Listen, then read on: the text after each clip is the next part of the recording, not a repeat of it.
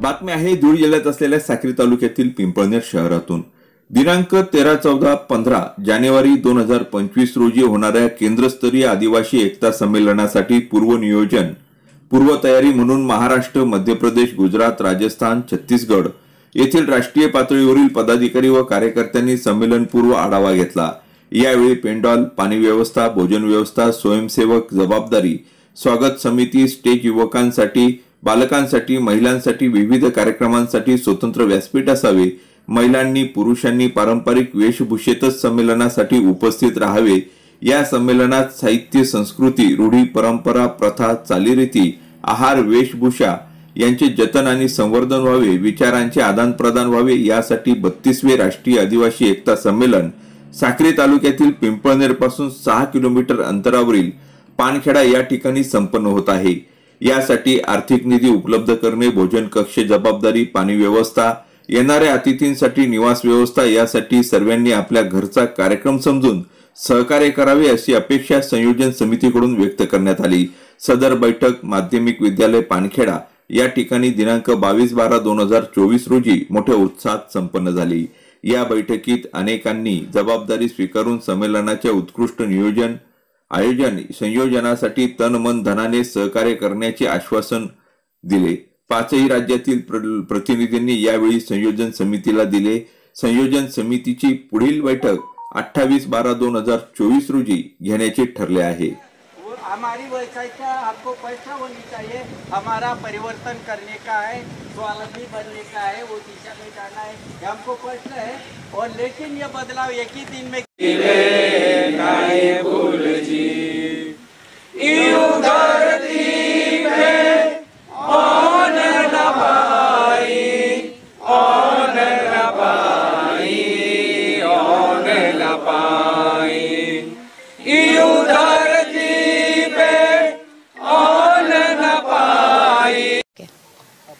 मैं गुजरात से सेजल गरासिया आदिवासी महिला हूँ। हमारा जो 32वां आदिवासी सांस्कृतिक महासम्मेलन होने जा रहा है, वो सांस्कृतिक सम्मेलन में दुनिया भर से सभी को हम न्योता दे रहे हैं कि आप आइए, क्योंकि आदिवासी यानी धरातल का, माँ का प्रतीक यानी हम सारी औरतें।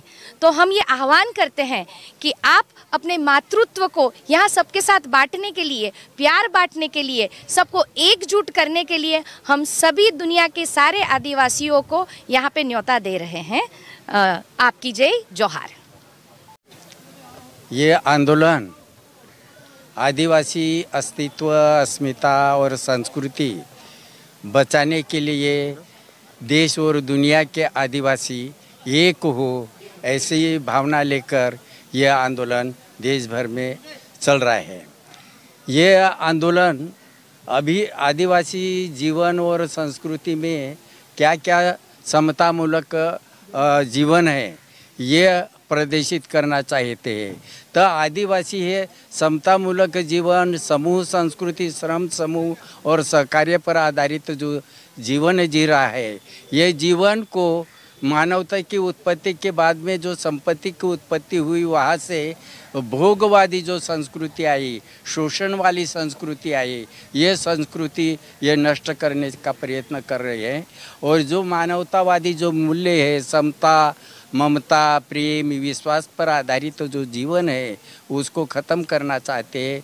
तो यो जीवन हम बचाना चाहते हैं, इसलिए वो जीवन बचेगा तो आदिवासी बचेगी, वो जीवन बचेगा, आदिवासी बचेगा, पूरा मानव समाज बचेगा। ये भावना से ये सम्मेलन का आयोजन हो रहा है। संख्या कितनी रहेगी संख्या? ये जो आदिवासी एकता परिषद का ये जो सम्मेलन हो रहा है, ये कवाट के पिछले वर्ष के सम्मेलन में 2 से 5 लाख तक की जो जनसंख्या थी, यहाँ भी हम ऐसी अपेक्षा ने ऐसा उत्साह दिख रहा है, यहाँ भी 5-1 लाख लोग जमा होंगे, ऐसी हमारी अपेक्षा है। मी डॉक्टर प्रतिभा देशमुख।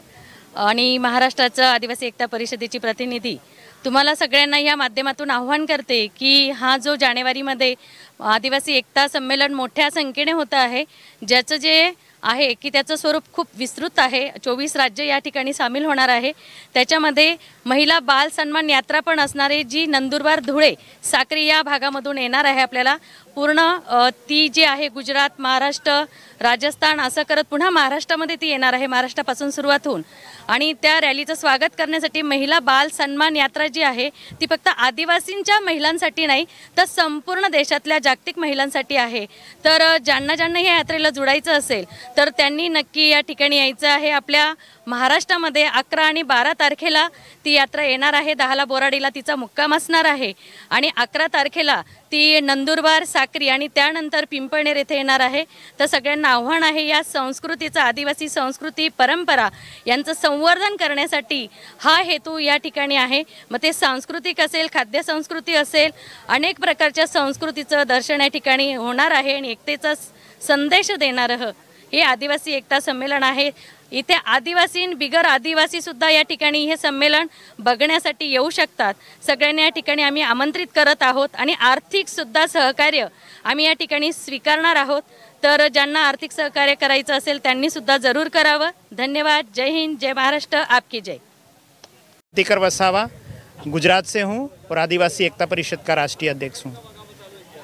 आदिवासी एकता परिषद पिछले 32 सालों से देश और दुनिया में ये पूरे जीव बचे, पृथ्वी भी बचे, उसके लिए आंदोलन कर रही है।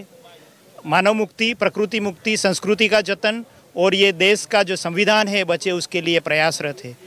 तो इसके लिए आदिवासी सांस्कृतिक एकता महासम्मेलन का हर साल नियोजन किया जाता है। हर बार अलग अलग राज्यों में ये नियोजन होता है। इस बार का जो नियोजन है 13, 14, 15 जनवरी 2025 को महाराष्ट्र, पानखेड़, पीपलनेर, साक्री जिला धुलिया में हो रहा है।